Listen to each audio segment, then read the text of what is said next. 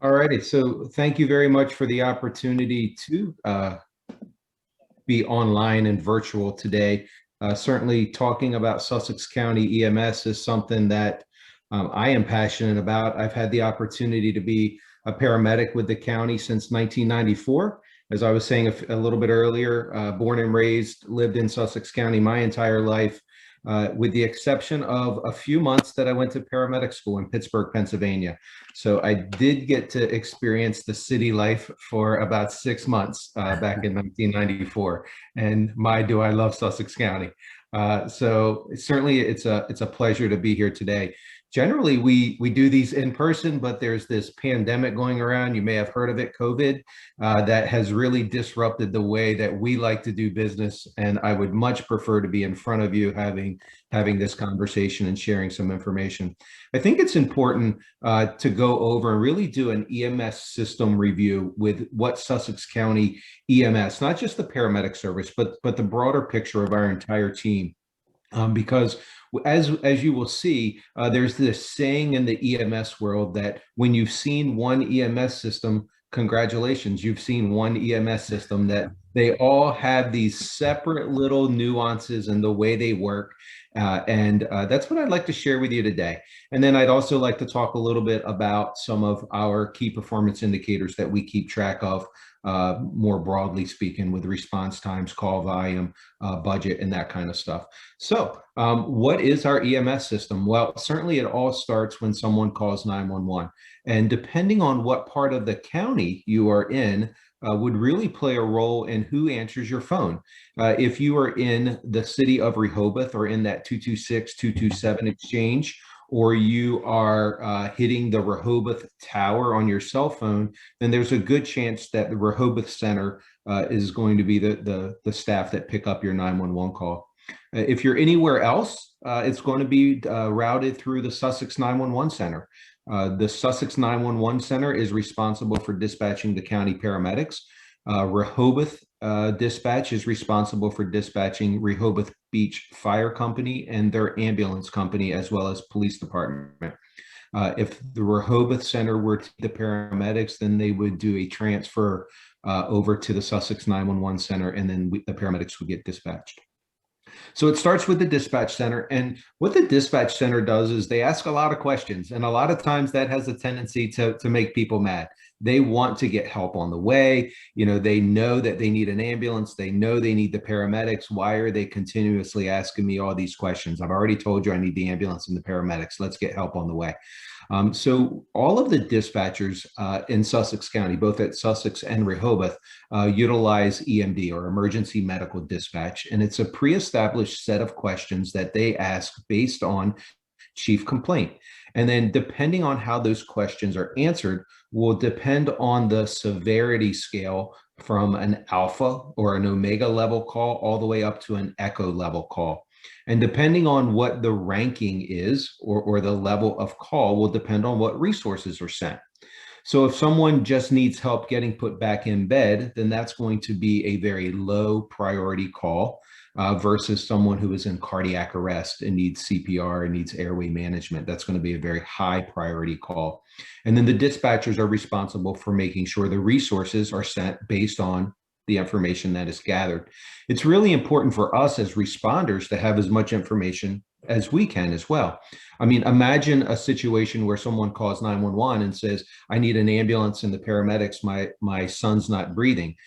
If I were to hear that type of call, my immediate sense would go to a young child, but that's not necessarily true. I mean, it could be their son who is in his 40s who happened to be over at a birthday party or at some sort of event at the house.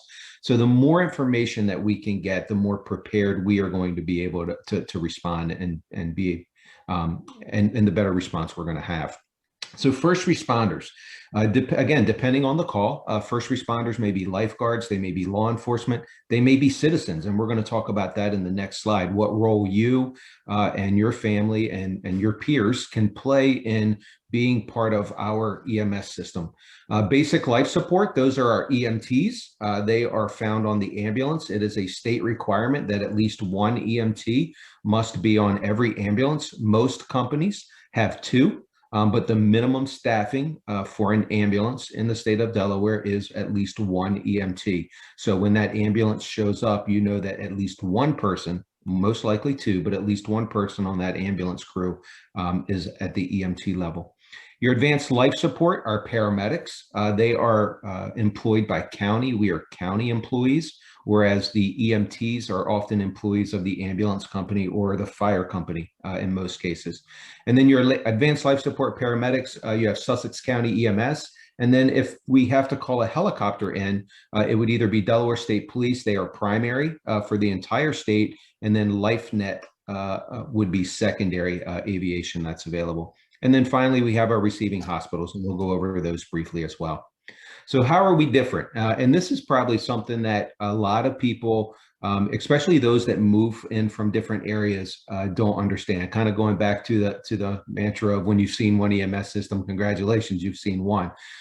We show up in non-transport units. We have these beautiful looking Suburbans. Each one of those Suburbans will generally have 2 paramedics and 2 complete sets of gear. So that makes us a little bit different than maybe some of our peers across the country who show up in ambulances through the fire department. Our paramedics are equipped with 2 complete sets of gear. All of our stations have 2 of these vehicles. So if we need to immediately split because let's say Lewis is getting busy and we need to have the medic unit in the Angola area, or I'm sorry, the Mid-Sussex Rescue down on Indian Mission Road, Medic 106, if we need that unit to split and head east, you know, we can put them in separate vehicles and accomplish that. And again, we are dispatched only to those higher acuity calls. So from Alpha, Bravo, Charlie, Delta, Echo, Charlie, Delta, and Echo level calls are what we're going to go to. So unconscious, shortness of breath, chest pain, seizures, stroke-like symptoms, vehicle crashes, that sound serious, rollover, entrapment, those types of things will kind of hit the marks that will get the paramedics rolling. And then with the dispatchers, they always have the right to add paramedics to a call. So even though you may not be answering the call or the answers or the questions in a manner that would normally get paramedics, if the dispatcher sense that there's something a little more going on, then they always have the opportunity to say, you know what, I'm going to send the paramedics just in case something doesn't sound right. And I would rather err on the side of those paramedics going. So our first responders, they are law enforcement, security guards, lifeguards play a key role down at the beach as being first responders. Industrial safety teams, you know, many years ago, DuPont had a very active industrial safety team. Today, your poultry plants have very active safety teams and response teams. And then I don't want to forget about citizens, and they play such a key role, especially in cardiac arrest. You know, every minute that goes by in cardiac arrest without chest compressions, the person loses a 10% chance of survival. Every 60 seconds, the person loses a 10% chance of surviving. So it is extremely important that if someone were to go into cardiac arrest, we get chest compression, CPR started as absolutely quickly as possible. So the county made an investment several years ago in Pulse Point. And Pulse Point is a free app that anyone can download on their phone. It's in the Google Play Store. It's on the iPhone, the Apple Play Store, if you will. And when you sign up for it, you follow Sussex County. So that any 911 call that goes out for Sussex County for a cardiac arrest in a public setting, so it's not going to go to your house, but in a public setting, if you are within 1/2 mile of that cardiac arrest, your phone is going to activate. And it's going to ask you, are you willing to respond to a cardiac arrest? And if the answer, if you swipe yes, then it will route you. It will show you a map on exactly how to get to where this person is in cardiac arrest. The other thing that does is it will also tell you where the closest public access defibrillators are. So when we put an AED up in Sussex County, we take a picture of it and we add it to our database. And then that database is through Pulse Point, so that when someone goes into cardiac arrest, you can actually see where those closest public access AEDs are. So thinking about, you may have an AED at your clubhouse, or you may have an AED near the pool.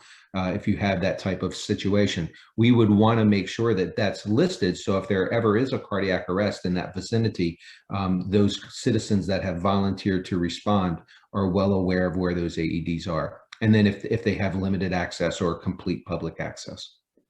But Pulse Point, I can't stress that enough. Download it.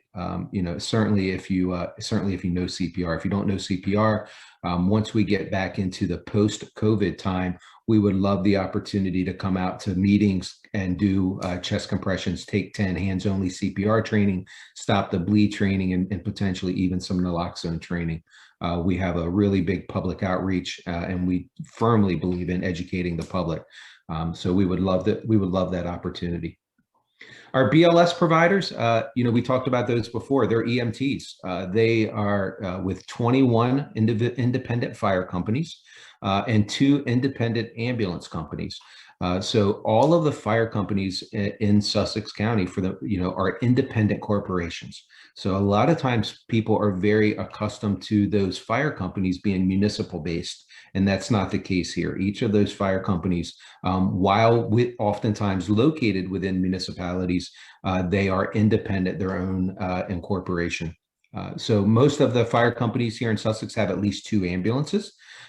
Certainly over on the east side of the county, Lewis, I think, is up to 5. Rehoboth has 3 or 4. And then staffing, again, there's at least 1 EMT on every ambulance. The busier companies, Lewis, Rehoboth, Mid-Sussex, Bethany Beach, Millville, they have 2. They go ahead and staff it right out of the gate with 2 EMTs. Career and volunteer, we are certainly seeing a transition, and we've certainly seen a transition of this in my career. I've been involved in the volunteer fire service since 1988, long before I was a paramedic. When I started in 88, it was all volunteers. Volunteers took care of the ambulance. We went to, EMT school. We rode the ambulance in our off time. Call volume, training, expectations, requirements have really led the way to fire companies and ambulance companies hiring career staff as their EMTs. And then they are supplemented oftentimes with volunteers. So most of the companies, certainly those busier companies, have multiple career staff ambulances. And then if needed, volunteers can pick up those 2nd, 3rd, or even in some cases 4th emergencies that happen to occur.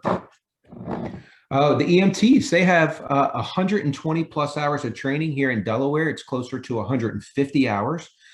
Continuing education is required. They can do basic emergency care. They provide oxygen. They can certainly do CPR. They have access to both adult and pediatric pads on their AED. They can assist patients with medications such as nitroglycerin. They carry CPAP, which is a vital device that can be used for people who are short of breath and improving ventilation on those patients.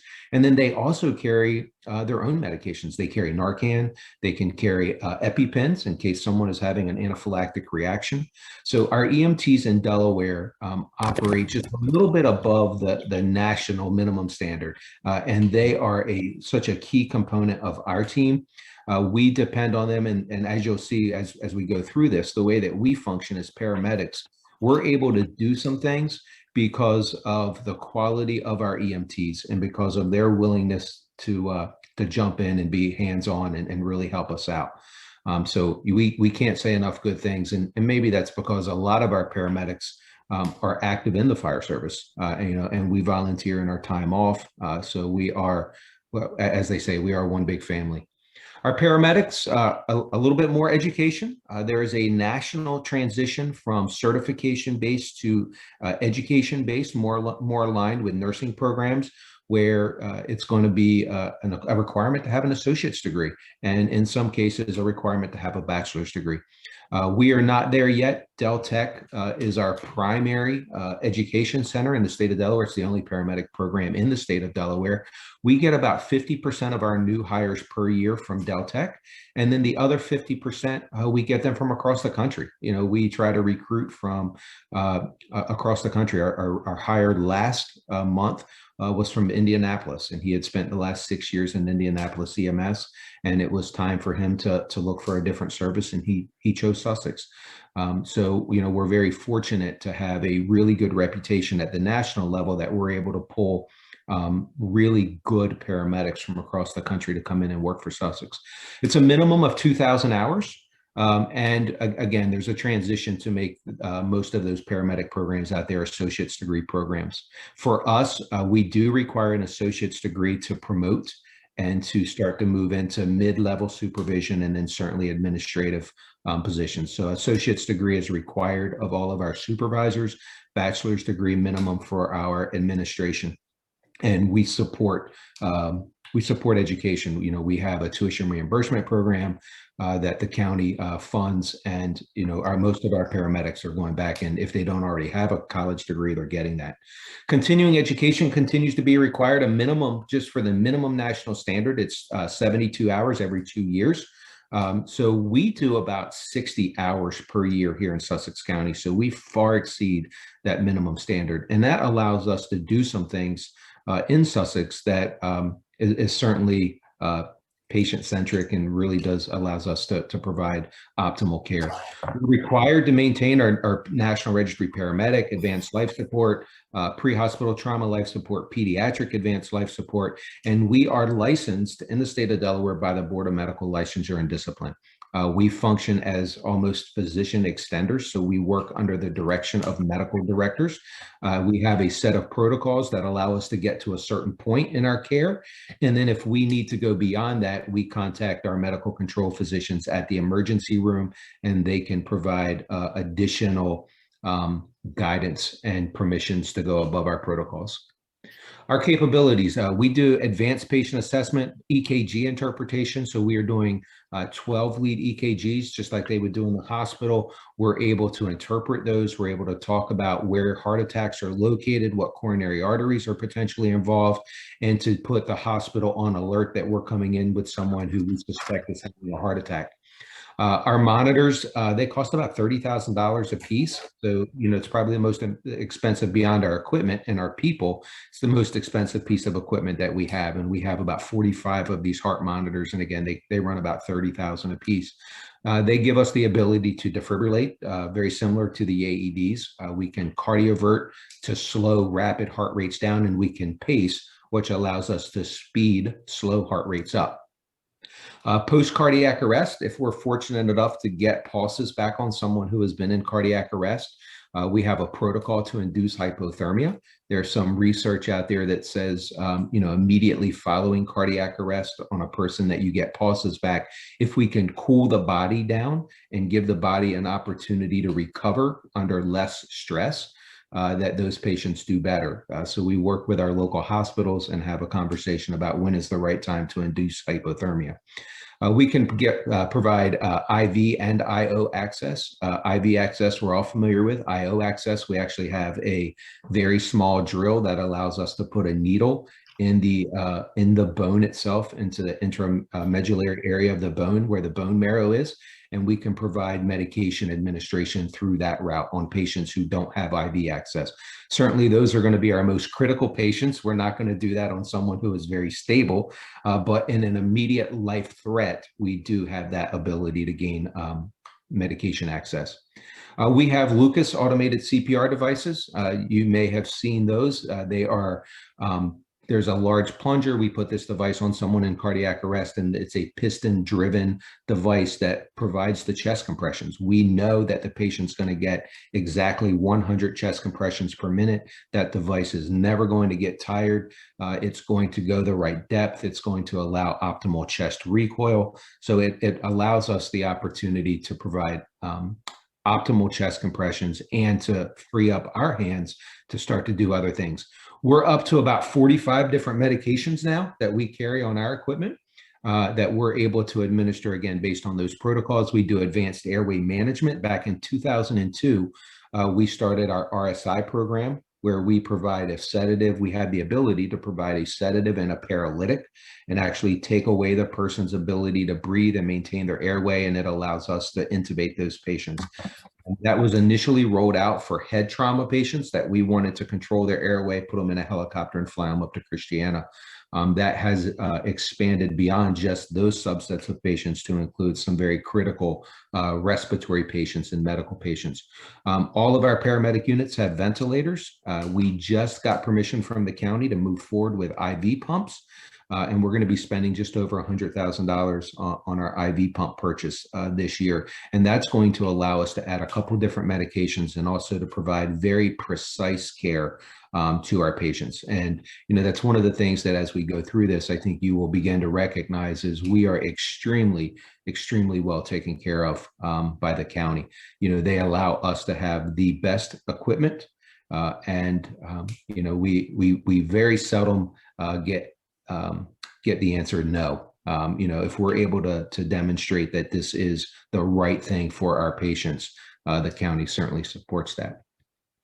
Our hospitals in Delaware, we have 3 in Sussex County and 1 standalone ER. So certainly the one that most people are familiar with, especially if you live on the east side of the county, is BB Healthcare. We also have Bay Health Sussex up just south of Milford with their new facility, and then Tidal Health Nanticoke over in Seaford. The standalone ER that has really done a remarkable job for us in the southeast part of the county is South Coastal down through BB Healthcare. We're able to take a number of our patients to that facility, and instead of a 30-minute drive from let's say Roxana to BB, transfer care, and then 30 minutes ride back, that call now is a 5-minute ride to South Coastal, and that ambulance and paramedic crew is really available for the next call as soon as they get the patient transferred over to the staff at South Coastal. So just the opening of that standalone ER has really helped us in our deployment model and our ability to meet some of our KPIs. The only level 1 trauma center for adults that we have in the state of Delaware is Christiana. So our local hospitals are considered level 3 trauma centers, and they have to be really up on the trauma, because if we are unable to get a helicopter due to weather, or maybe it's already being utilized somewhere else, then those patients are going to go local. And our hospitals, all of our local hospitals, really do a good job of functioning at that role as a trauma center. But our most critical patients, we do try to get them up to Christiana, and that would be by Delaware State Police Aviation or LifeNet if they were not available. Our level 1 pediatric trauma center is AI DuPont.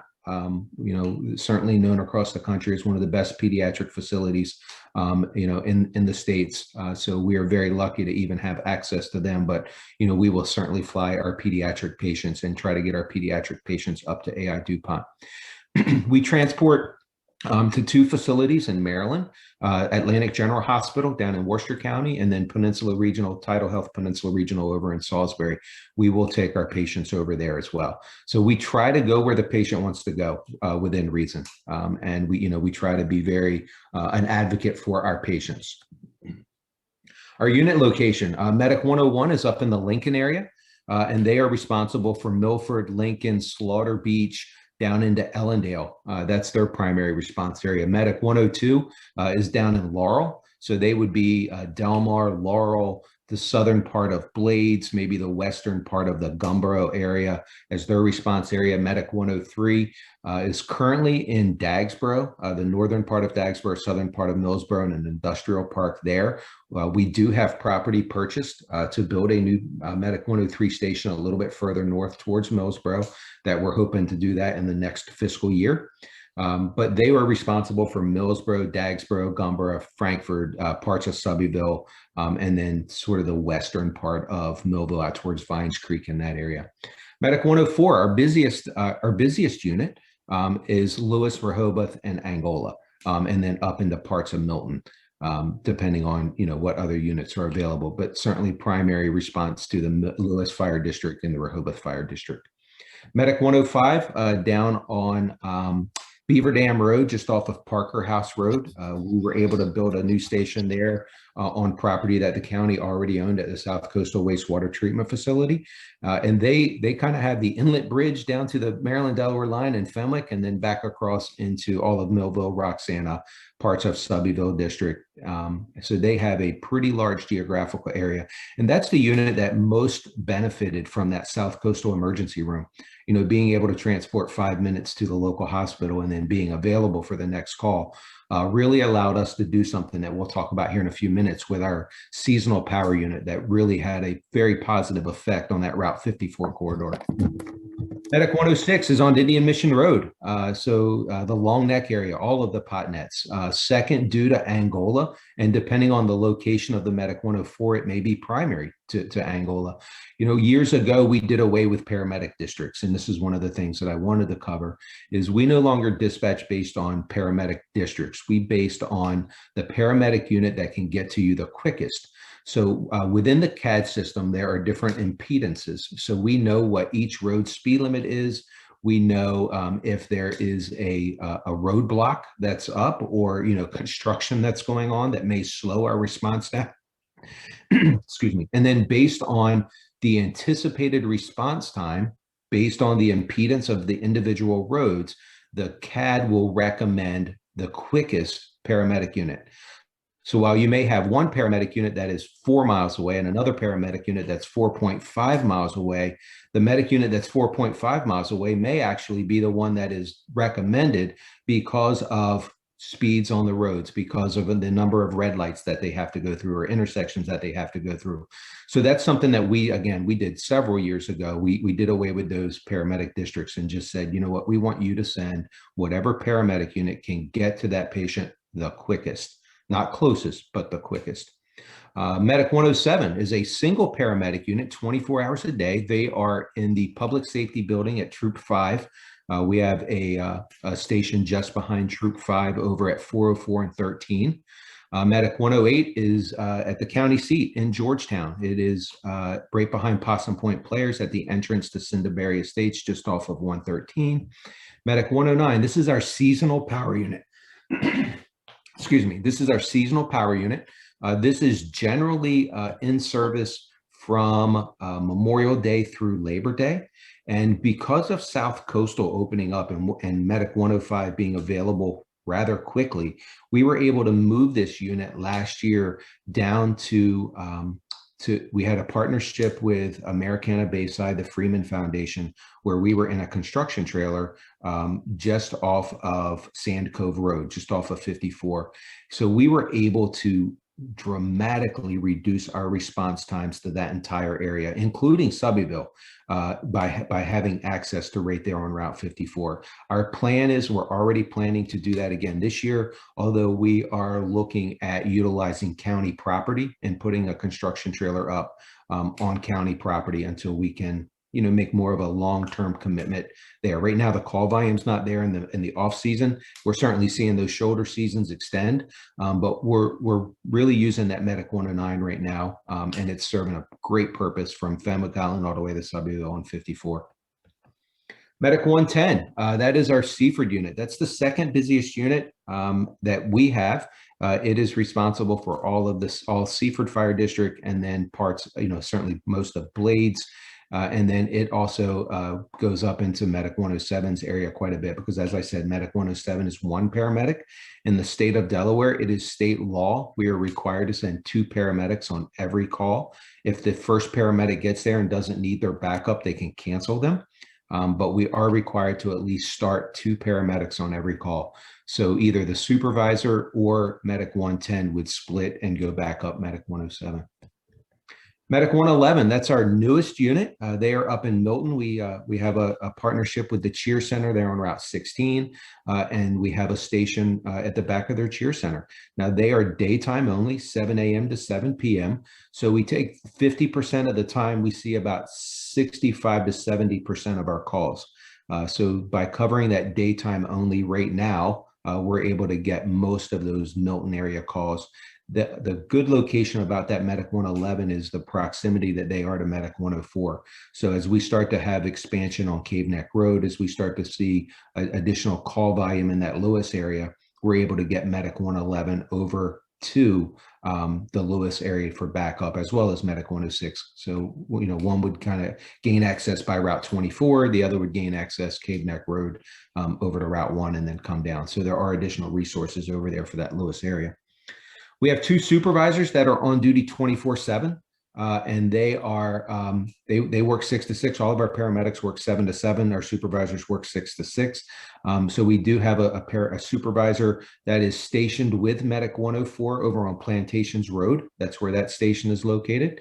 And then we have a West District supervisor, and they are located currently at Bridgeville, but here within the next month, we're going to be opening a new paramedic station on the north side of Seaford at Swain Road and 13, and the supervisor will actually come down to that station. So we'll have almost a mirror of what we have in Lewis, we'll have over in Seaford, where we have a paramedic unit, in this case, Medic 110, and a supervisor unit in the same station, EMS 200.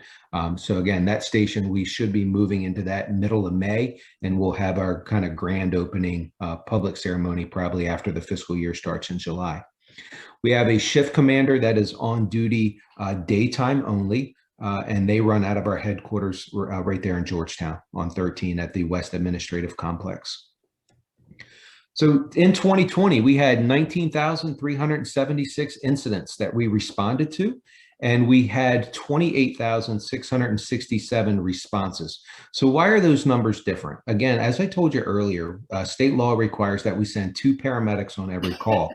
So if we happen to have one of those paramedics that is a single medic, maybe their partner's already transported to the hospital with the ambulance, and now they are available as a single medic. If another call comes in, paramedic resource. So we just had, about 9,000 calls where more than one paramedic unit was sent. So that's why our responses are significantly higher than our incidents. The other thing that we did in 2020 at secondary to COVID was we put our paramedics in individual trucks. Once we recognized that being in close proximity to each other increased the risk if one person had COVID, that it was going to be spread to the other. We took that opportunity and we put our paramedics in separate trucks, and we had them responding in separate vehicles for about 3 months. So every single incident that we went to, we had 2 vehicles going to, so we had 2 responses. So that gap there, that 9,000 gap, almost 45% or so, that is much higher than what we historically see. Usually it's closer to about 30 to 35%. This is another way of looking at it with our paramedic stations sort of overlaid. So if you look at those green dots, now the X over there on the west side of the county on the left-hand side, that's our old paramedic station for Seaford and Blades. So we wanted to see not only where our old station was, but we asked our GIS department, Megan, in our mapping, she does an incredible job. We asked her if she could also plot where the new station was, just so we could sort of get a picture of what that looked like. And our goal at that point was really to be on the north side of the busy area over in Seaford, so that we were accessible rather quickly to Bridgeville and Greenwood, where we had that single paramedic. And the location that we got was absolutely spot on. So those green dots are our paramedic stations, and you can see they correspond extremely well with where our hotspots are. We do a lot of work in trying to identify where we should put our units. We work with mapping to show us what percentage of calls we're going to be able to get to in 2 minutes, 4 minutes, 6 minutes, 8 minutes. So that we know by shifting that paramedic unit, maybe a mile this way or a mile that way, what does that do with our response times to the percentage of population? Our response volume has certainly increased over the last 20 years. We've seen north of a 50% increase in responses over the last 20 years. And we've been fortunate to work for a county that supports us and allows us to add extra units, allows us to do some things to maintain our response times and that customer service aspect of our response times. So there's a couple different ways of looking at numbers. Average response time is certainly just that. It's flip a coin, and either we're going to get there a little bit faster than that or a little bit slower than that. One of the numbers that we like to look at, and certainly it's going to be higher than an average, is what we call our 90th percentile or 90th fractile. And what that means is that based on that number, 90% of the time we are going to be on scene before that. So it really allows us to be able to, with confidence, say, we're going to be to you 90% of the time within 10 minutes, within 12 minutes, within 11 minutes. Now, keep in mind that we are a tiered response. So in our most critical patients, think cardiac arrest, the most important thing that we can do is get chest compression started, get an AED on, and provide defibrillation as needed. Our ambulance crews are able to do that. Our ambulance crews are able to provide some very specific medications. So oftentimes they get there first. Maybe Delaware State Police or municipal police get there first, and they're able to provide CPR. And then so the paramedics come in a few minutes later after that tiered response has already started. So for us in 2018, you can see that our 90th percent fractile is really holding about steady, maybe a little bit of improvement 2018 compared to 2020. Certainly in the echo level response, we're getting to it a few seconds sooner. So considering that our responses are going up and looking at this as our response times aren't getting any worse and in some cases getting better, I think that speaks volumes for, our ability to stay ahead of the curve a little bit. There's our responses based on units. Our Medic 101 with 2,800. As you can see, Medic 104 in Lewis, just over 4,000 responses. And Medic 110 over in Seaford with over 3,000. So, we really are, we are recognizing where our busier units are and trying to add additional units in close proximity to them. So Milton, we're looking on the east side of Milton so that unit can get over to Lewis rather quickly. Some of our future capital initiatives, as I said earlier, that Medic 110-200 station in Seaford, it is nearing completion, and we hope to be in it by mid-May. Our emergency operations complex, we are actively designing a new paramedic headquarters to be built adjacent to the Sussex 911 Center out at the airport. That is looking to probably be a $12 million project that we are budgeting for next fiscal year. We hope to go to bid for that this spring so that the county has a good number, if you will, to put in the FY22 budget. And then Medic 103 will be the station after that we look at building. We already own land. A year or two ago, we acquired land on Dickerson Road, just off of Handy Road. So if you're familiar with Millsboro, where the Ashley Furniture Store is, there's a wooded lot right behind Ashley Furniture. And that's going to be where the new Medic 103 station is. Quick access to southbound 113 and quick access to crossovers to get us north into Millsboro. So I think that's a great location. And then land acquisition, the county has identified at least the next 3 areas that they want to purchase land. They really have a concerted effort to move from rented paramedic stations to owned paramedic stations.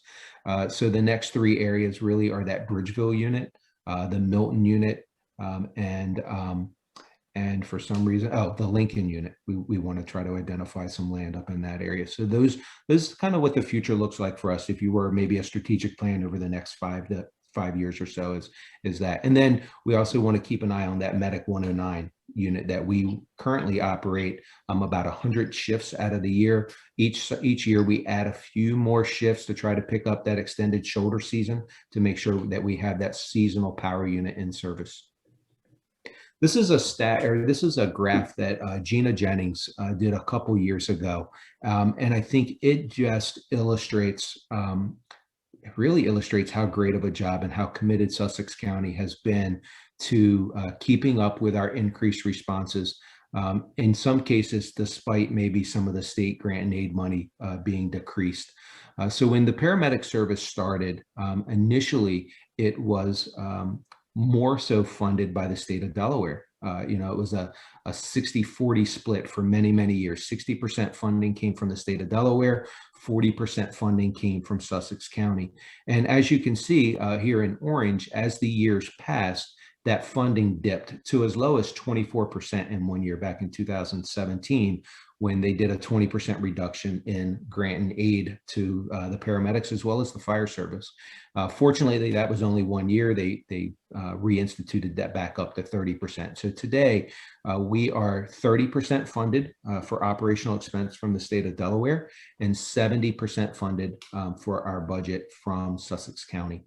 So you can see that, we've certainly seen a decrease over the years with input from the state, and our budget has grown. Our operational budget, this is not our capital budget. This does not include, the $12 million for our new paramedic headquarters or 1.5 for the paramedic station there in in Millsboro.